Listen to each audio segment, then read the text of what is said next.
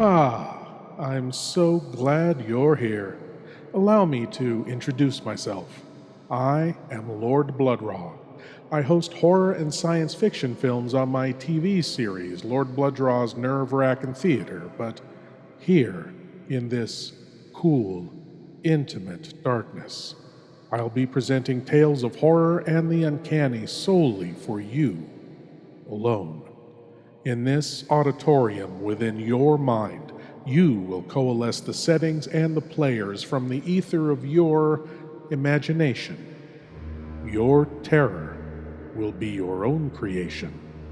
This is the sorcery of sound, the subtle magic of old-time radio, horror.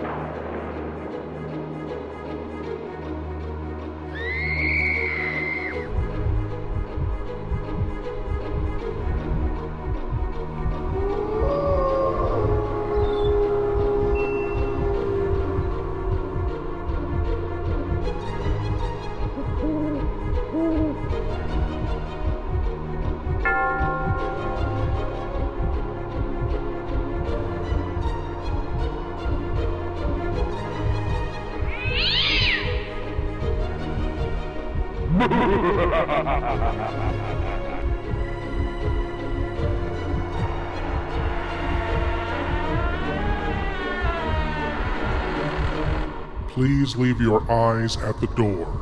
You will not need them. This is Lord Blood-Rah's Wrackin Auditorium.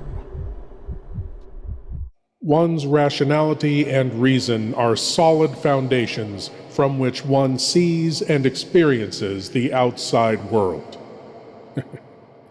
Of course, this is all a delusion, a comforting lie.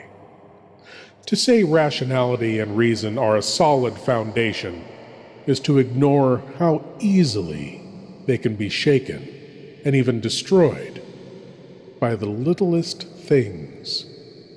Here is a tale of a man who found out just how fragile rationality and reason are. From Beyond Midnight comes the tale, The Room.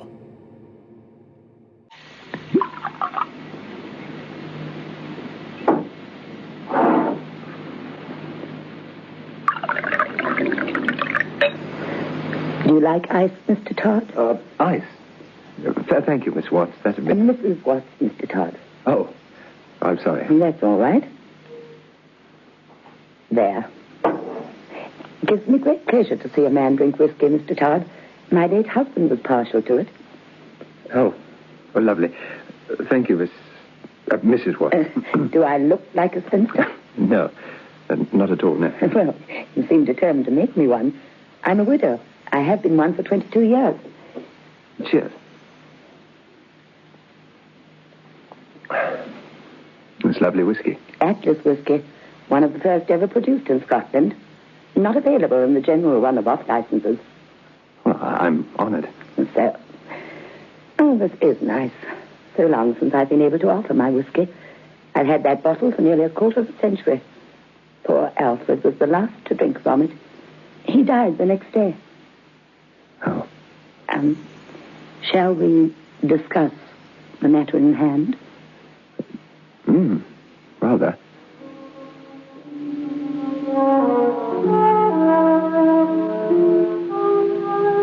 They began to discuss the matter in hand, and Ronald Todd, bachelor, aged 33, of Lansdowne Private Hotel, began his journey into the land that lies beyond midnight.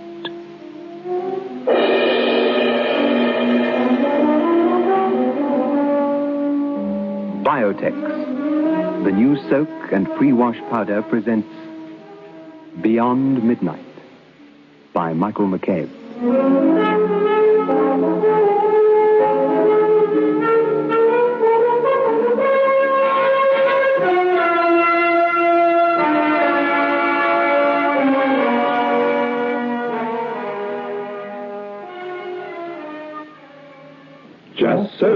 Just soak in Biotex. Just soak in Biotex. Just soak in Biotex. If you have wondered how to get your washing really stain-free, understand this. Biotex removes the stains and dirt washing won't.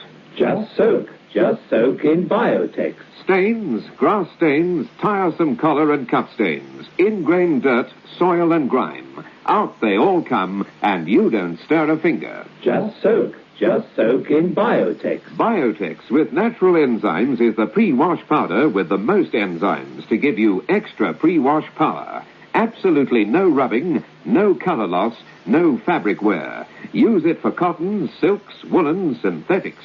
Use it to make new again. Soaking in Biotex removes the stains and dirt, but washing won't. Just soak in Biotex. Yes, it has a sort of, well, strange, warm sort of glow. I've tasted many whiskeys. You're a man of taste. I hope so, Mrs. Watts. I hope so.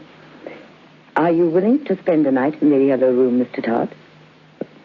Mrs. Watts, can I just get one or two things straight? It's haunted?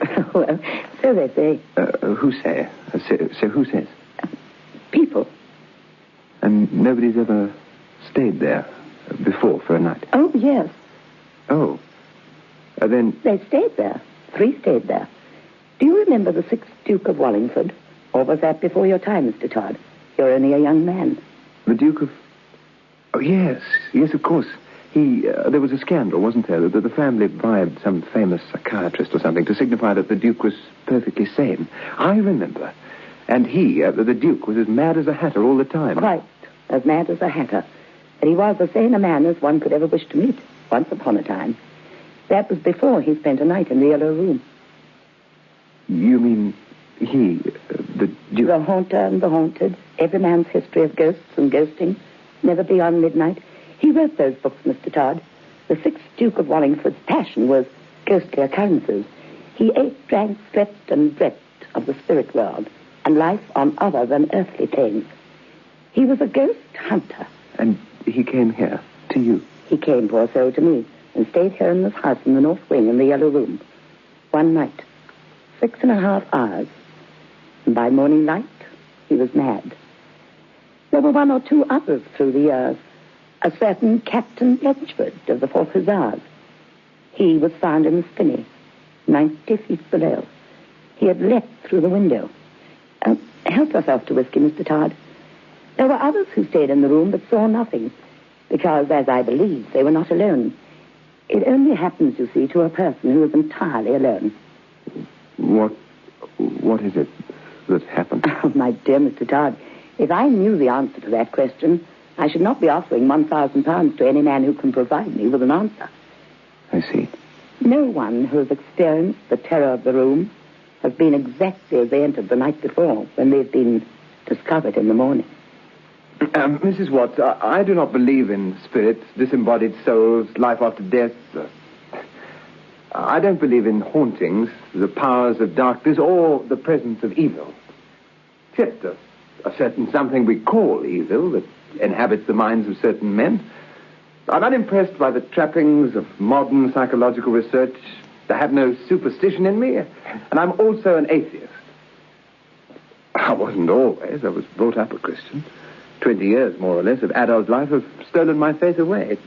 Today, I'm a completely uncommitted man, I'm afraid. You're afraid? A figure of speech. I'm not afraid. I will spend a night in the yellow room. For £1,000, I'd spend a night anywhere. I see. One thing, though, if nothing happens, I'll have nothing to tell you, will I? In that case, you will receive £100 just for your trouble.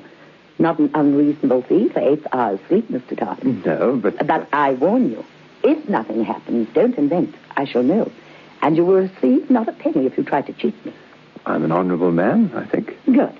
Well, having said... I wonder if you'd mind just telling me why you're so curious, Mrs. Watts. Why do you want to find... I'm an old woman. I've lived a long and very wonderful life. Chelmsford has been in my family for over 300 years. Soon I shall die. I wish to die without one regret. If I should be taken tomorrow, I would go to my grave a disappointed woman. I would not know what malevolence was present in the yellow room in Chancellor's north wing. Oh, there's going to be a storm. Why haven't you gone to the room? Spent a night there yourself, then? I did not ask you to come here so that you could question me. You've come to earn, if you can, £1,000. For that, you have a job to do. After that job, I shall question you. That is all. Would Sunday suit you? Yes, Sunday will suit me handsomely, thank you. Oh, one thing I forgot to mention. I shall lock the door to the yellow room once you're inside and settled.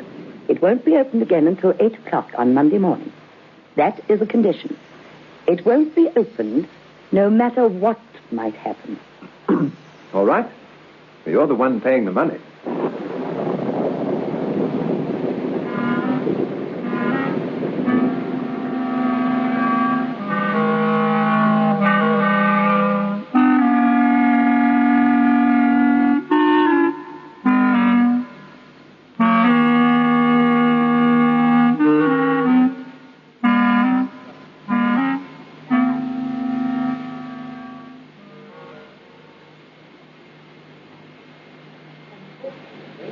The electricians never reached the north wing with their wires and switches. Oh, how often do I curse electricity. The days of candle and lamplight were so gracious. For a night at least, you in essence return to those far-off days, Mr. Todd. Well, it's not the fault of electricity that they've gone, you know. There have been more changes than the mere invention of electricity. Father Doyle, don't skulk in the doorway and don't look so disapproving. I'm not skulking. I'm still hoping to persuade Mr. Todd to change his mind. It's an unholy experiment you're indulging yourselves in. Don't begin all that again, Father. He's free, though for 21, isn't he? What on earth is there to harm him in here? Nothing on earth. Mr. Todd, I've come tonight as an old friend of this lady, the friend of her husband. She asked me to be present.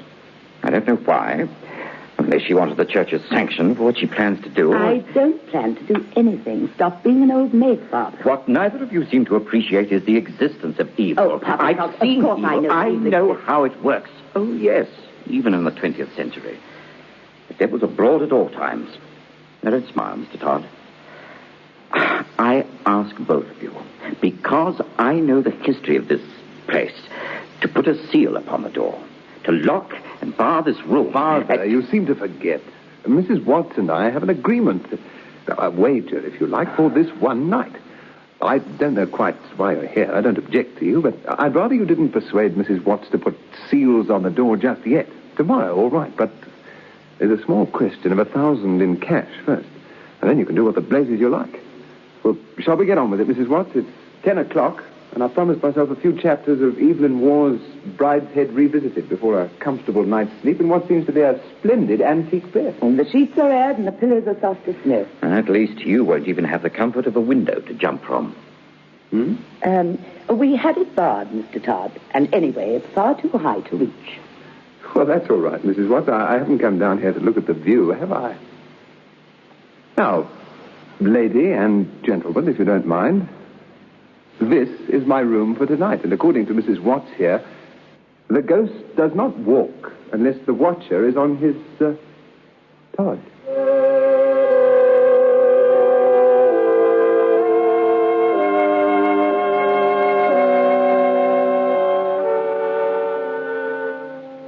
The room is high-beamed, the paper yellow in color, for this is the yellow room, is ancient. The design upon it is of some long-forgotten crest of some long-dead family. The shadows are deep. The light comes from 7 candles set about the room, one close by the great brass and oak bed, another on the mantel, above the head of the man who sits reading a novel, a very fine novel by Evelyn Waugh. Behind the reading man's head is another candle, and near his right elbow on the top shelf of a teak bookcase are 2 more candles. The 2 remaining, thin, brave lights in the darkness of the yellow room are on either side of the door. Absolute silence reigns. The silence of a tomb or of a great desert when daylight appears to have deserted the world forever. Silence. The kind of silence that seems to hammer iron pegs into the mind. Silence. And then the man turns a page and yawns.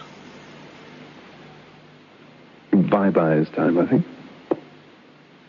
He smiles a smile of satisfaction, in a moment spending the £1,000 on a multitude of wondrous things, and then, quite calmly, without any announcement, without any movement in the room, the candle directly behind Ronald Todd's head goes out.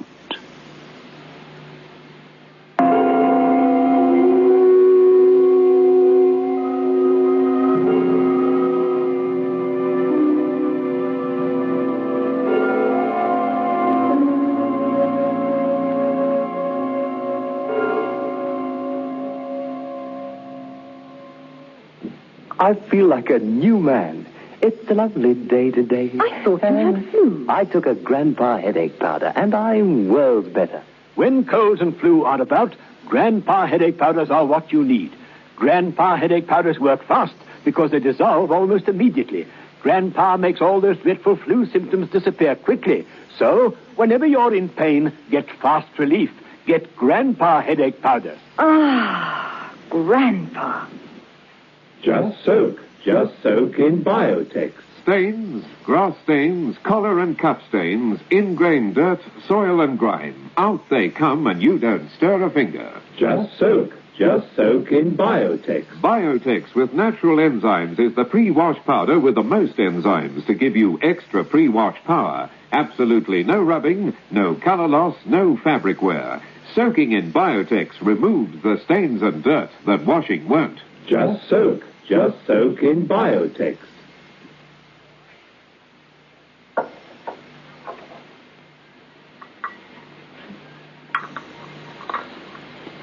Father, Thank you. are you quite sure you aren't hungry?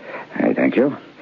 Anyway, I'd never sleep after just one mouthful of cheese. Well, for heaven's sake, Father Doyle, there's a kitchen full of food out there. I don't wish for one single bite to eat. All right? Fine, then.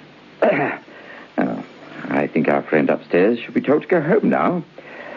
After what he knows of the place, and believe it or not, he's no coward, and, he's been up there 2 hours already. He's not completed his bargain yet, Father. If he's going to be afraid, he'll have been afraid by this hour. Father, I am not paying Mr. Todd for being afraid or not being afraid. I'm paying him to sleep in the yellow room and find out what it is that's caused the death of 4 people and turned 3 more insane during the last... 4? But deaths of... Oh, you knew perfectly well. I knew nothing of the kind. The fellow who threw himself out of the window... What does it matter, Father Doyle, how many people have died in this house? They're all free citizens over 21 years of age. Father Doyle, where are you going? I think I'll go and see how Mr. Todd's faring. You'll do nothing of the kind. Come away from that door, Father. I don't know what it is you're doing, but I warn you. If something bad happens tonight, and there's any kind of inquiry, I shall be bound to say what I know, and to tell the authorities that knowing full well there's danger in the north wing of this house, you allowed a stranger to spend a night there. I am allowed to do whatever I choose in my own house. Only if it doesn't harm another person. In this house, I have all the freedom I wish, and I... You're not exercising freedom, it's license. Bribing that man with money. Oh, for pity's sake, there's nothing there to harm him. It was all in the imagination, with every one of those people who stayed in the yellow room. All imagination. Then if it's all imagination, what can Mr. Todd tell you then? What he imagines. I wonder what he's doing now. Do atheists sleep well? I suppose they must. No consciences. At least no religious consciences. I suppose Mr. Todd's fast asleep.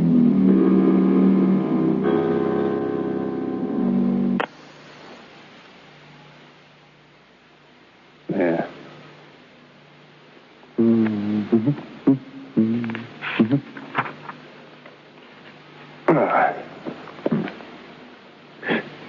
Well, over there, too. That candle was the one by the bed. I don't need it anyway. It doesn't feel drafty, I must admit. And then the candle on the right of the door went out. And Ronald Todd's expression of slight surprise, tinged with amusement, suddenly vanished, to be replaced with a frown of discomfort, because... Queer? Very. As he reached the door to light the candle again, the little light on the left side of the doorway went out. Now there were only 4 candles burning out of the original 7.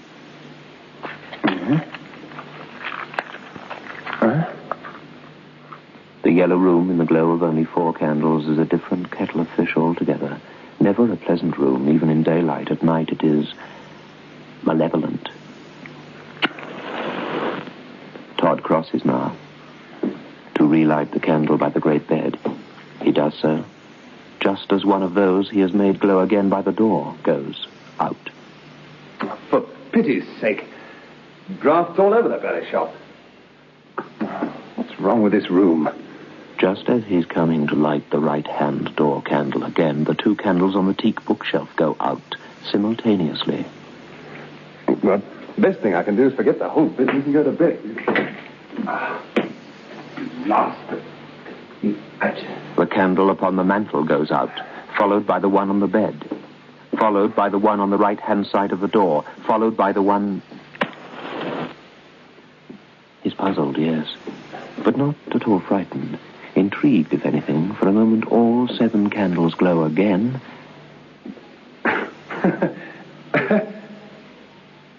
And he stops laughing as 1, 2, 3, 4, the candles around the reading chair, the mantel, go out one after another. He begins relighting them, and both candles by the door go out. And then the one by the bed. For a moment, the room is lighted by only 2 candles. And then 3. And then 4.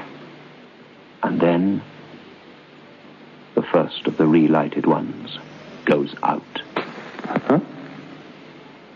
And Ronald Todd realizes for the first time that there is more to this than meets the eye. That ruddy thing went out because something wet touched it. I heard it.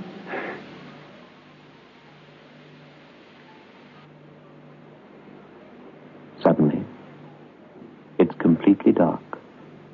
All 7 candles are out. Oh. Oh. Suddenly, Ronald Todd doesn't like the dark. It can't be called fear, for he's not afraid of anything. But where are the matches? Where are the blasted matches? Hold up.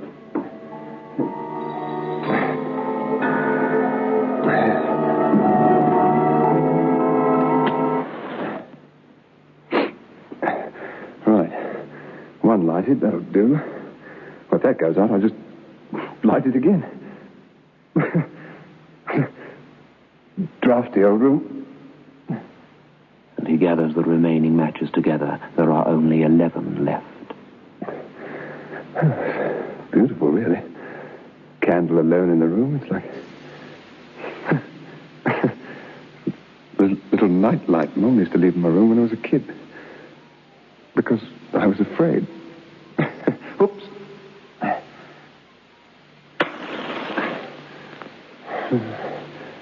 Jesus bids us shine at the pure, clear light, like a burning. I wonder what Mom would have made of all this.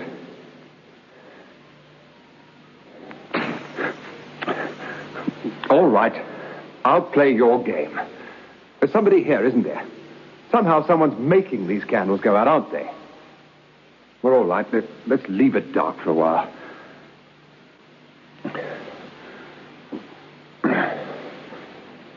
Deep, pitch, black, silent, strangely lonely. And then the silence and the darkness gets on Todd's nerves, and he fumbles and lights a match. At least... Oh. tries to light. Ah, must be a dead match, a spent match. Try another one. Oh, I'll try another one.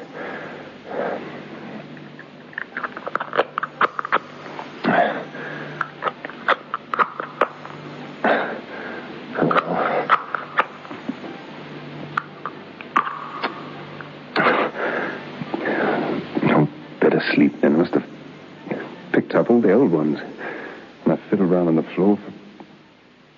Ah, what the... Jesus bids us shine with a pure, clear light, like a burning candle shining in the night. In this world of darkness, so we may shine. You... Yes. Bed.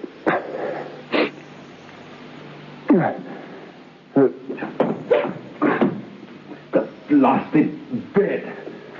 Oh, no. Wait a minute.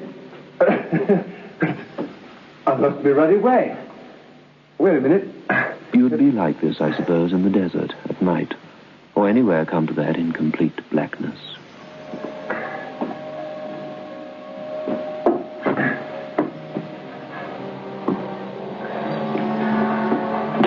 And now, for Ronald Todd, the nightmare begins. It's pitch black. He can't find the bed. He decides to return to his chair. The chair's gone. It's the blasted chair. Well, all right, Mrs. Watts, you won. This is silly. You built a trick room, a maze, mirrors or something. Come on, you. Ronnie, lad. Now, there's an ex-Boy Scout and that. Let's just get our bearings.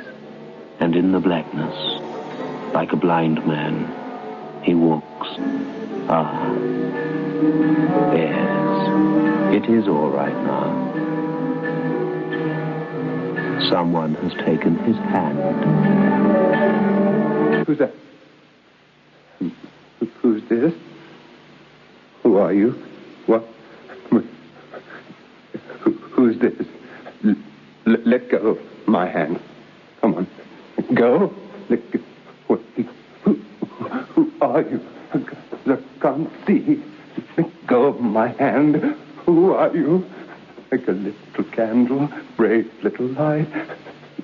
Like a little candle burning in the night. In the world of darkness, I must shine like a little candle. You and mine.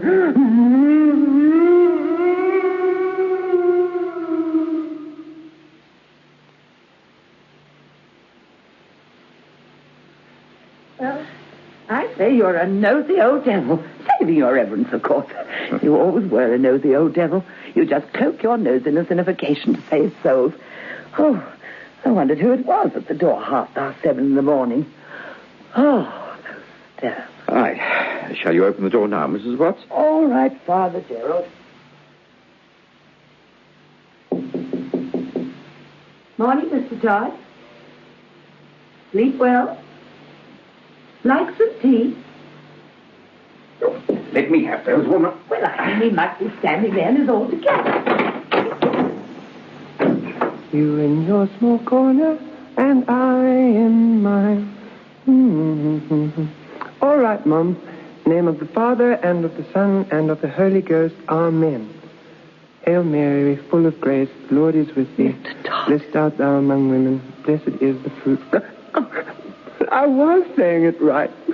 Stop it. Leave me alone. Let go of me. Stop it. I hate saying my prayers. I hate saying it. I hate it. I hate it. Stop it. Stop it. Dear Father in heaven.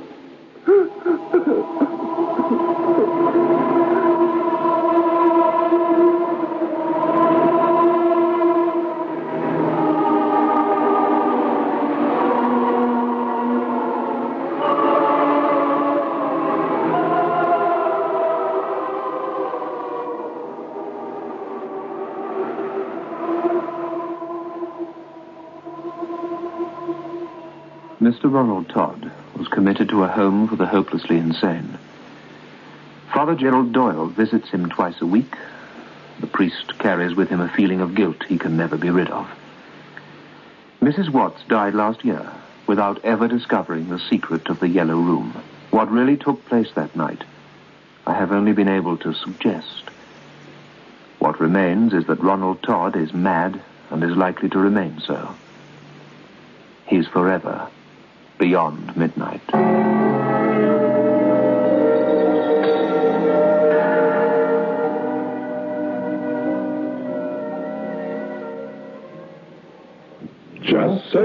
Just soak in Biotex. Just soak in Biotex. Just soak in Biotex. If you have wondered how to get your washing really stain-free, understand this. Biotex removes the stains and dirt washing won't. Just soak in Biotex. Stains, grass stains, tiresome collar and cup stains, ingrained dirt, soil and grime. Out they all come, and you don't stir a finger. Just soak in Biotex. Biotex with natural enzymes is the pre-wash powder with the most enzymes to give you extra pre-wash power. Absolutely no rubbing, no color loss, no fabric wear. Use it for cottons, silks, woolens, synthetics. Use it to make new again. Soaking in Biotex removes the stains and dirt that washing won't. Just soak in Biotex. Beyond Midnight is presented every Friday night at 9:30 by Biotex, the new soap and pre-wash powder. The program is adapted for broadcasting and produced by Michael McCabe. Mr. Todd once stood sure-footedly on the foundation of reason, and as cracks began to form all around him, he struggled to hold the crumbling fragments together. And as the last bit of his cherished reason gave way, he learned the truth. Every living soul is just one harrowing moment away from madness. Thank you for joining me in the Wrackin Auditorium, and I hope you'll come again. But now it's time for you to rejoin the, real world.